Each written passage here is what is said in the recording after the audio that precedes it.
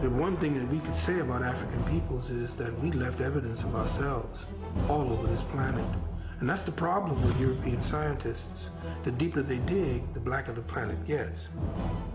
And what we have been made to see now is this infusion of European, I guess, philosophies about what the past was, and no one else on TV is actually giving us evidence of what we were, who we were, but Europeans.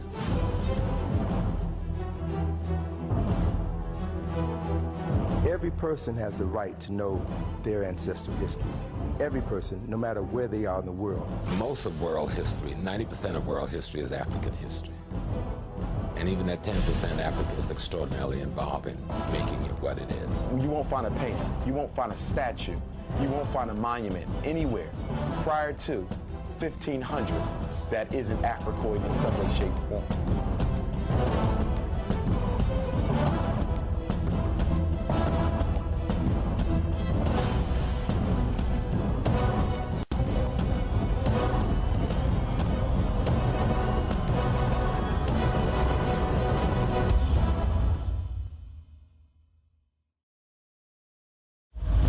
Black folk don't have a problem.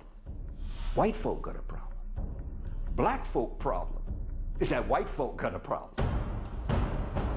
The real problem we have is white supremacy. The real problem we have is the perception people have of us.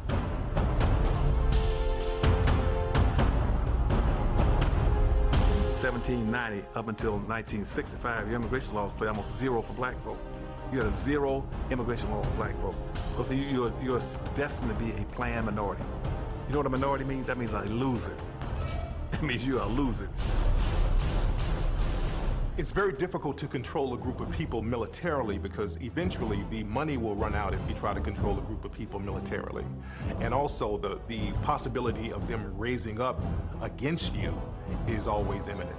So it's best to control a people psychologically. When you conquer a people, you have two choices. One, you have to commit an act of genocide.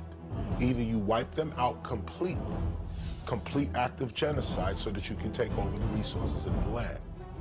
Or you kill the warrior class of these people and you enslave the children and the elderly. This is just war history. In our situation, meaning those that live in the United States, the choice was enslavement, not genocide.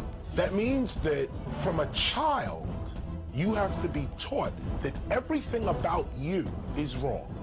Everything about who you were and where you came from is wrong. And I mean wrong, immoral and illegal. Melanin is a neurochemical that is produced in part through the pituitary and the pineal gland. They both play a central role in the production of melanin, which is ultimately responsible for the color that we have in our skin.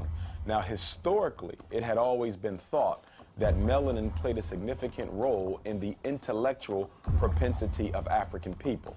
For example, when you study some of the Greek writings on melanin or the color of Africans, many of the Greek philosophers believed that that melanin played some sort of a role in how Africans had been able to create and develop some of the sciences that they had come to be known for.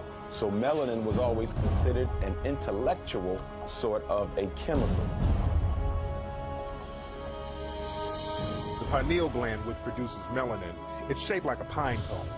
And the origin of the word pineal literally means resembling a pine cone.